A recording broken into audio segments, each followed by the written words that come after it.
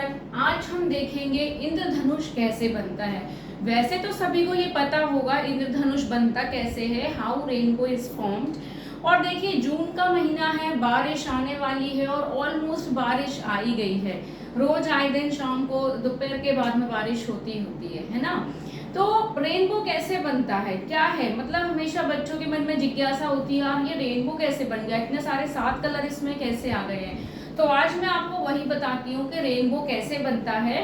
तो देखिए, when a light from the sun is scattered by the droplets through the process is called refraction।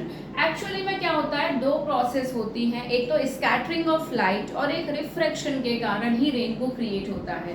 कौन कौन सी, scattering of light और refraction, है ना। वर्ण मतलब होता है कलर और विक्षेपण होता है बिखरना। वर्ण मतलब क्या होता है, कलर, और विक्षेपण मतलब होता है बिखरना।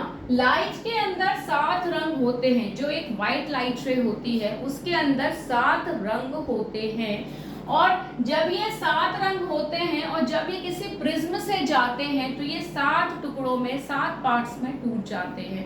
और यही 7 जो कलर्स होते हैं इन्हें हम विबग्योर कहते हैं। क्या बोलते हैं, विबग्योर कहते हैं। अब देखिए जरा, पहले देखिए ये जो मैं आपको हिंदी और इंग्लिश दोनों में मैं बताती हूँ ना, मेनली वो इसलिए जरूरी है क्योंकि आपके बेसिक कंसेप्ट क्लियर होने चाहिए, आपको समझ में आना चाहिए। कई लेक्चर में हम पूरा इंग्लिश में बता दो, कई लेक्चर में हिंदी में बता दो, तो ना हिंदी मीडियम वालों को अच्छे से समझ में आएगा बट इंग्लिश मीडियम वालों को समझ में नहीं आएगा। अगर इंग्लिश मीडियम वालों को समझ में आएगा तो हिंदी मीडियम वालों को समझ में नहीं आएगा। इसलिए मैं दोनों मिक्स करके समझाती हूँ जिससे आपको बिल्कुल भी कंफ्यूजन ना हो और आपका सारा कंसेप्ट अच्छे से क्लियर हो जाए और आपके वो चीज दिमाग में बैठ जाए। जो सबसे पहले जो रेनबो होता है वो 2 चीजों पर डिपेंड होता है, एक तो रिफ्रैक्शन पे होता है और एक होता है स्कैटरिंग ऑफ लाइट, है ना। तो हमारा वर्ण मतलब कलर होता है, विक्षेपण मतलब बिखरना होता है। जब हमारी लाइट 7 रंग में बिखर जाती है उसी को हम बोलते हैं क्या, स्कैटरिंग ऑफ लाइट। देखिए ये प्रिज्म है, वर्ण विक्षेपण में 7 रंग होते हैं। हाउ मेनी कलर, 7 कलर्स होते हैं। ये मैंने एक प्रिज्म लिया है एग्जांपल के तौर पे। ये एक व्हाइट लाइट रे आई है, ये अपने पाथ से डेविएट हो गई और डेविएट होने के बाद जैसे यहाँ फिर से प्रिज्म से क्रॉस हुई तो ये 7 टुकड़ों में बट गई, मतलब इस लाइट के 7 भाग हो गए, जिसे हम विबग्योर कहते हैं। VIBGYOR।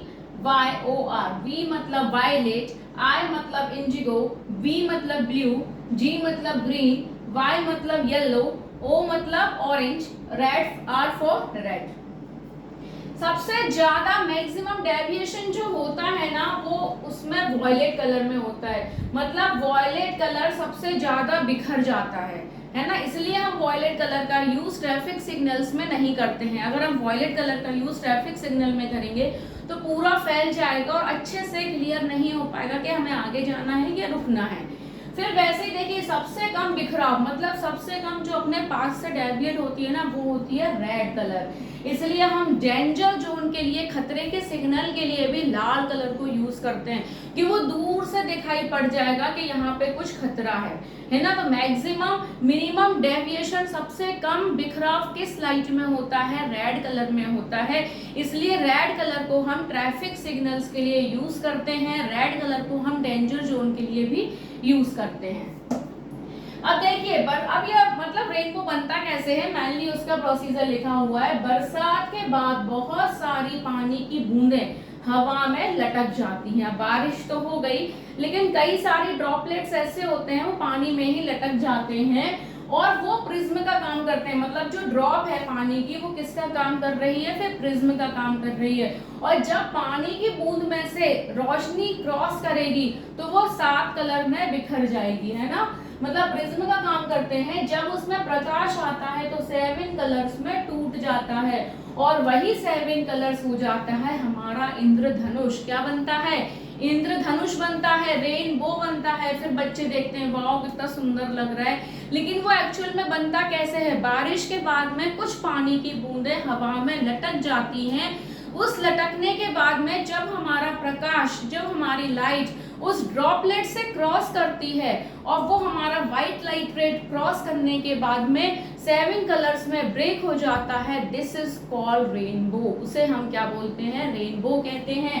और देखिए ये पानी की बूंद है, यहाँ से कोई लाइट रे आई है और टकरा के कहाँ डेविएट हो गई, अपने पाथ से चली गई। फिर यहाँ से कोई लाइट रे आई, फिर से आई, टकराई, क्रॉस करते हुए चली गई, मतलब एक मीडियम से दूसरे मीडियम में चली जाती है। तब जाके हमारा क्या क्रिएट होता है, रेनबो बनता है। Refraction occurs when the light from the sun changes the direction when passing through the medium denser than air such as a raindrop। क्या कह रहा है ये, जब पानी की बूंद हमारी एक प्रिज्म का काम करती है और फिर प्रिज्म हमारा लाइट रेस को लेके प्रिज्म में से सात कलर को जब ब्रेक डाउन करता है, उसी को हम क्या कहते हैं, रेनबो कहते हैं।